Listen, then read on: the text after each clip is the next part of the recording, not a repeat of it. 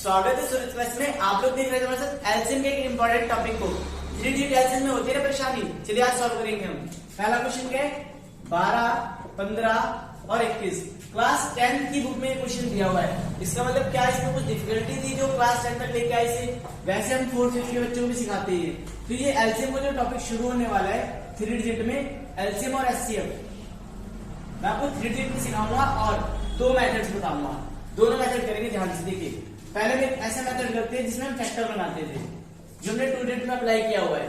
Factor बनाने का method क्या था, फर्स्ट ऑफ ऑल 3 से ट्राई किया, 7 into 1। यहां पर हम ट्राई करेंगे 3 और 5 और 1।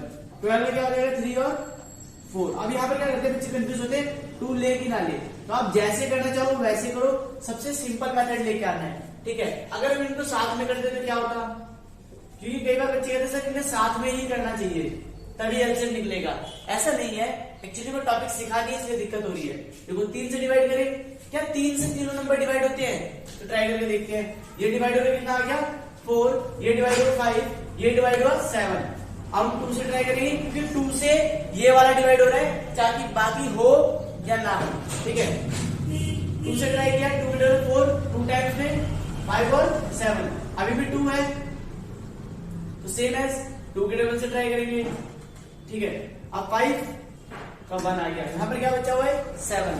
अभी भी हम छोटे नंबर से ट्राई करते हैं। देखो ये क्या बन चुके हैं, इसके फैक्टर्स बन चुके हैं। जिनको नहीं आता दोबारा देखो, हमें पहले देखना सबसे छोटे टेबल से।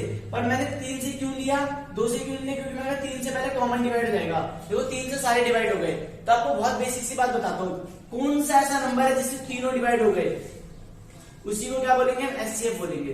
कौन से नंबर से तीनों डिवाइड हो गए एक बार में। देखिए 3 के बारे में ये भी आया, ये भी आया और ये भी आया। उसके बाद ये तीनों नंबर किसी भी कॉमन टेबल से डिवाइड नहीं हो रहे हैं, इसलिए इसका एचसीएफ क्या होगा 3, ठीक है।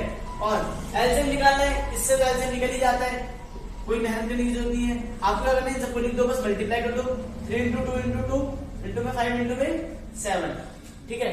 आप इनको मल्टीप्लाई कर लो, आपका एलसीएम आ गया। ट्राई करके देखिए, 3 2 जा 6, 6 2 जा 12, 12 5 जा 12, 5 जा 60, 60 into 7 420, 420। ये आपका एलसीएम है। ये बहुत इजी वाला मेथड है। देखिए एक बार में हमने सीख लिया। अब बच्चे क्या करते हैं, गलती क्या होती है, एलसीएम निकाल लेते हैं इससे, फिर एचसीएफ के लिए क्या करते हैं, ये वाला पैटर्न फॉलो करते हैं। बट एचसीएफ निकालना यहाँ पे बहुत आसान है। आपको बस देखना है कौन से नंबर से ये कॉमन डिवाइड हुआ है, वही नंबर क्या कहलाएगा, इसका एचसीएफ कहलाएगा। एक एग्जांपल ले लो आपके सामने, मान लेते हैं यहाँ पर 10 लिखा होता एग्जांपल के लिए, तो यहाँ पर होता हमारे पास 40। तो ये 2 से भी डिवाइड हो जाता है ना पूरा का पूरा, तब ये भी हो जाता है। फिर क्या हो जाता है एचसीएफ, 3 2 जा 6, फिर एचसीएफ क्या हो जाता है 6।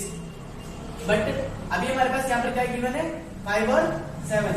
तो ये 2 से डिविजिबल नहीं थे तीनों के तीनों, इसलिए सिर्फ ये डिविजिबल हुआ, तो हमने एचसीएफ क्या लिया 3। क्लियर हुआ। अब आगे देखते हैं इसमें क्या करना है। इसमें एलसीएम एचसीएफ निकालने की इजी ट्रिक दे रहा हूं। पहले आप देखिए 12 के क्या फैक्टर बने, 3 into 2 into 2। 15 के क्या फैक्टर बने, 3 into 5। और 21 के क्या फैक्टर बने, 3 into 7। तीनों में कॉमन क्या था 3, तो आपको एचसीएफ मिल चुका है। एचसीएफ क्या आपका 3, एलसीएम क्या आपका, एलसीएम बहुत ध्यान से देखिएगा। कॉमन क्या था 3, तो एक बार लिख दो, बाकी बचा हुआ 2 into 2, यहां पर देखिए 5 और यहां पर 7, ये भी आ जाएगा मल्टीप्लाई में। एज इट इज सेम उसके जैसा बन गया, मल्टीप्लाई करो तो सबको क्या आएगा 420। तो आप चाहे ये वाला मेथड अप्लाई करो चाहे ये वाला मेथड, दोनों से आ जाएगा आपका